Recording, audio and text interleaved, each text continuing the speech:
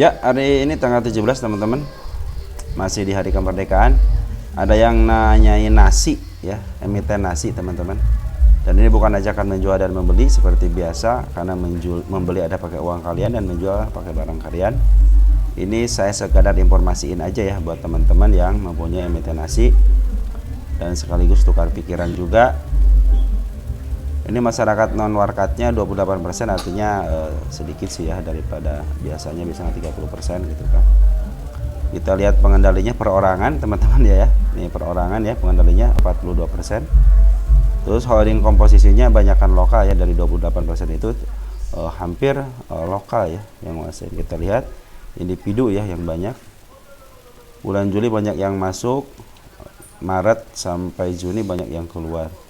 Berarti diangkatnya di antara Februari, Juli, Agustus ya, diangkat seperti itu, biasa seperti itu. Listingnya 2021 155 perak ya harga listingnya. Kita lihat insider Mei 2024 dijual sahamnya nih.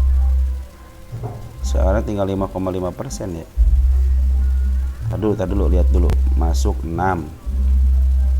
bulan Mei teh, masuk 2024 Mei 6, tinggal 5,5, berarti ngejual tinggal 1% dijual ya.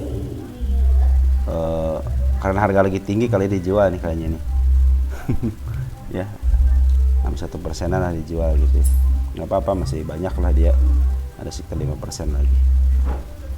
Kita lihat dividennya. Corporate action nggak ada dividen, nggak pernah bagiin dividen teman-teman ini ya.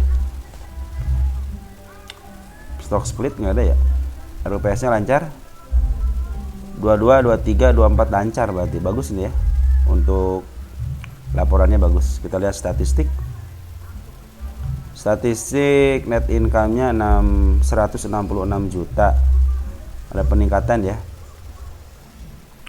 Terus dari kuartal 1 ke kuartal 2 nya penurunan.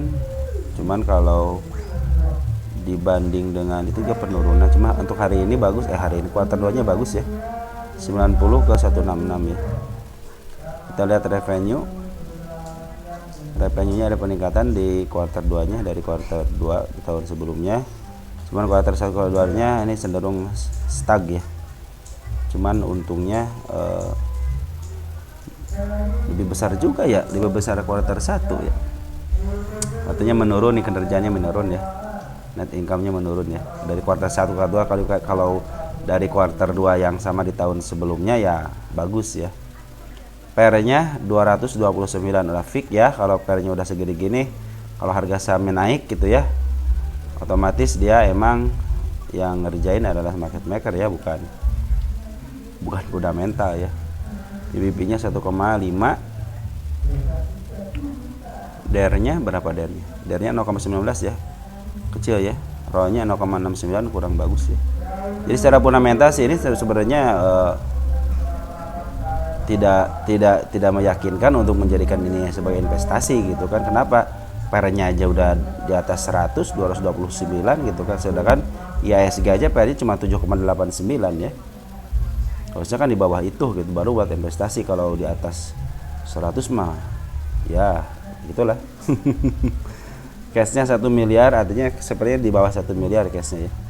Equity-nya 60 miliar, hutangnya 11 miliar. Untuk jangka pendeknya masih bisa lah dibayar dengan equity ya. Belum pernah bagiin dividen. Oke, kita langsung ke lukisan market maker. Oh ini dulu, Bunda Cat dulu. Untuk 3 tahunan dia cenderung masih di bawah, artinya dia masih under value ya secara Bunda Cat ya. Dia pernah dijual di harga 530. Ini saya ngitung berdasarkan PBP ya, PBP ini. Karena yang bisa dihitung kan PBP. Kalau untuk EPS-nya, coba lihat EPS-nya. EPS-nya ada sih 0,8, 0,51 ya. 0,51. Nanti kita hitung juga ya berdasarkan EPS-nya. Cuman kalau udah PR-nya segini ya kemungkinan ini bukan fundamental yang ngerjain ya, pasti market maker yang ngerjain kalau fundamentalnya seperti itu. Baik, kita langsung hitung berdasarkan PBP berapa sih harga wajarnya. Kalau PBB merek masih bisa dihitung. 2.60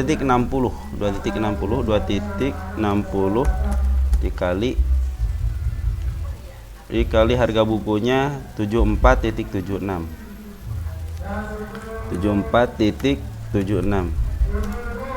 sama dengan 194. Nah, kita akan hitung berdasarkan rumus per ya. Nah, kalau berdasarkan per seperti ini bunda catnya, kita yang PBB-nya kita hilangin, kita yang adain per sini ya. Dia juga sama, masih di bawah harga standarnya ya, masih harga bawah gitu ya.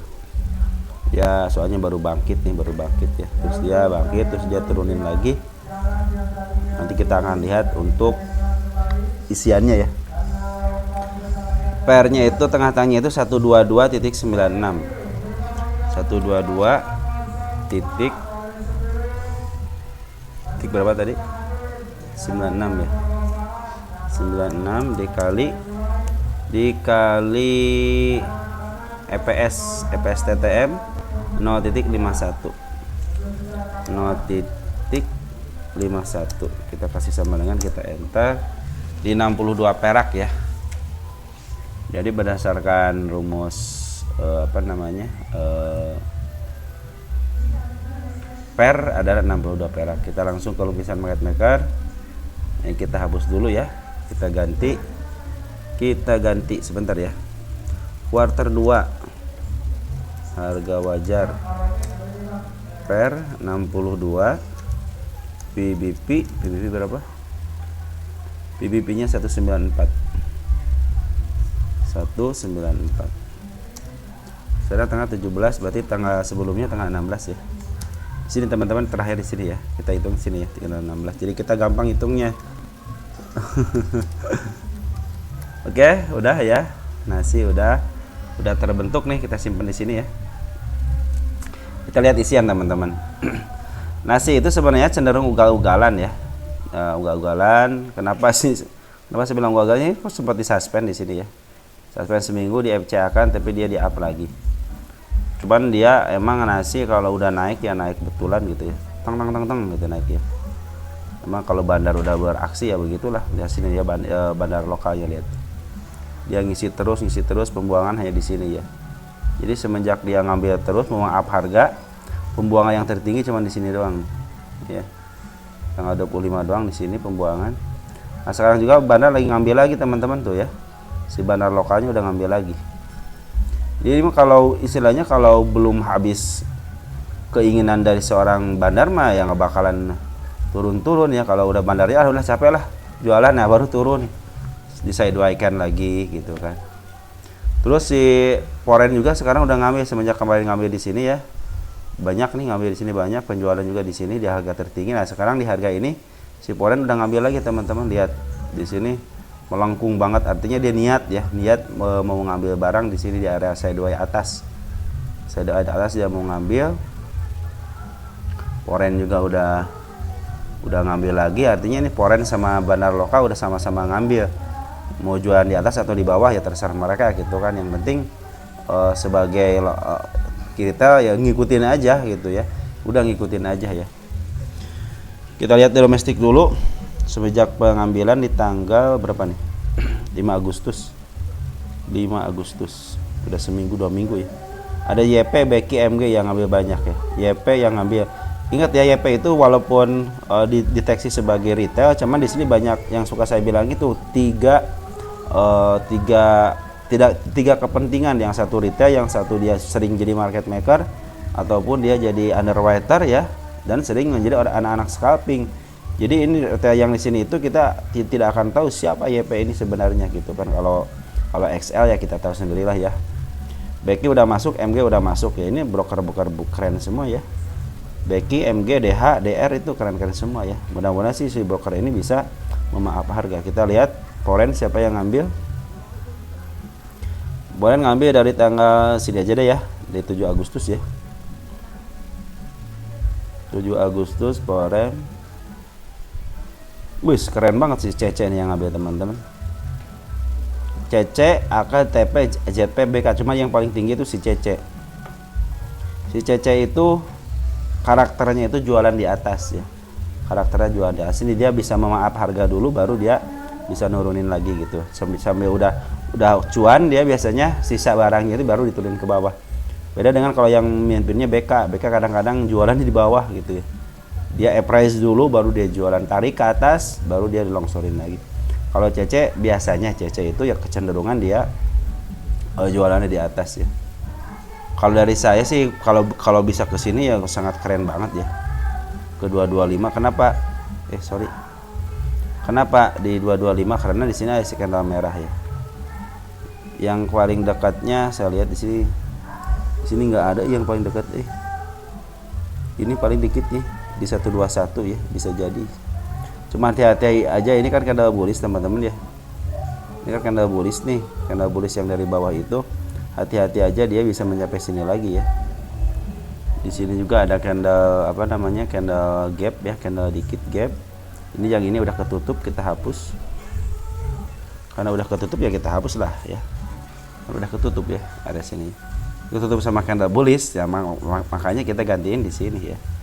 Ini candle bullish, lihat candle bullish itu menutup lagi sama candle merah ini ya. Andaikan dia diturunin lagi, biarin aja kalau belum menyentuh sini nih. Kecuali kalau lo jeblos dari sini artinya dia mau ke bawahin ya. Cuman dari ambilan bandar lokal ini, yang ini nih udah lumayan bagus ya, semenjak dia pembuangan di area tanggal 25 nih. Dia ngambil lagi, terus Foreign juga ngambil lagi, artinya bagus. Cuman nih smart money belum masuk.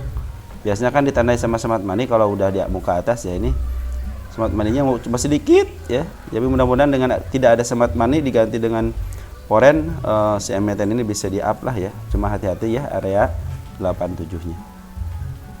Tapi kalau teman-teman perhatikan, saya bilang ini karena ada pemegang pengendalinya adalah perorangan, cenderung ini bis di up gitu ya. Cuman hati-hati aja bagi yang baru masuk, kalau udah begini liatin aja. Kalau mau beli, kalian percaya dengan emitennya, beli aja di bawah lah ya, karena masih punya kesempatan kok dikasih di bawah tuh ya. Nih hati-hatinya kan ketika beli di puncak, beli puncak sini tuh diturunin ke bawah, emang sih bisa, cuman kadang-kadang dia tidak mencapai puncak selanjutnya ya. Mungkin ini tidak mencapai puncak selanjutnya, cuma kalau pandangan saya sih ini dia mau ke arah sini ya, pandangan saya, tapi nggak tahu ya, mungkin di lain waktu atau di lain kesempatan, ataupun secepatnya bisa ke sini lagi, bisa mencapai puncak ini lagi nih, karena dia ditinggalin dengan candle merah ini ya teman-teman. Bagi yang baru masuk janganlah gitu ya, jangan masuk ke emiten yang seperti ini. Nanti kalau mau kalian juga nunggu aja di bawah lah, nunggu di bawah, dia juga pasti kebawahin kok ya, dia pasti kebawahin, karena memang ini hak prerogatif daripada seorang market maker mau naikin atau mau kebawahin. Cuma dari tanda-tandanya ini udah ada manipulasi daripada Foreign bagus banget tut ya ke atas ya. Terus si garis bandar lokal juga saya ngikutin candle gitu, artinya ini dikawal terus sama si bandar lokal ya. Dikawal, pengawalan terus ya, bandar lokal ngawal terus ya teman-teman. Menurut saya sih ini nasi. Cuman kalau yang nanyain bagi dividen, kan nasi nggak bagi dividen teman-teman. Andaikan ketika saya punya 10.000 lot, berapa dividen yang akan diberikan sama nasi ya? Karena nasi tidak bagiin dividen ya nggak dapat lah gitu kan. Kan selama dari tahun 2021 dia nggak bagiin dividen. Terus coba kalian teman-teman kalau nasi mau bagiin dividen berapa gitu. Sedangkan di sini juga cuma 0, EPS-nya ya 0,45, mau dibagiin dividen berapa 100% aja cuma 0,45 ya. yang nanya seperti itu, kata kalau saya dapat 10.000 lot gitu, dividennya berapa di nasi itu tidak bagiin dividen teman-teman. Jadi ya dari gennya aja, dari kenaikan harga sahamnya aja dapatnya gitu kan ya. Kalau dia naik, kalau dia turun artinya kalian loss gitu ya, loss. Cuman kalau profit lossnya masih belum dijual mah ya masih profit loss doang gitu, artinya belum rugi gitu kan. Tapi kalau teman-teman yang nyangkut area sini sih mudah-mudahan bisa ke arah sini lagi ya, mudah-mudahan. Karena apa? Karena emang bandarnya udah ngasih tanda. Terus yang mimpinnya si Cece. Saya kalau si Cece suka yakin ya. Andaikan dia tidak diangkat ya hati-hati aja ke daerah 8788-nya ya. Karena di sini ada support si candle si Malakama.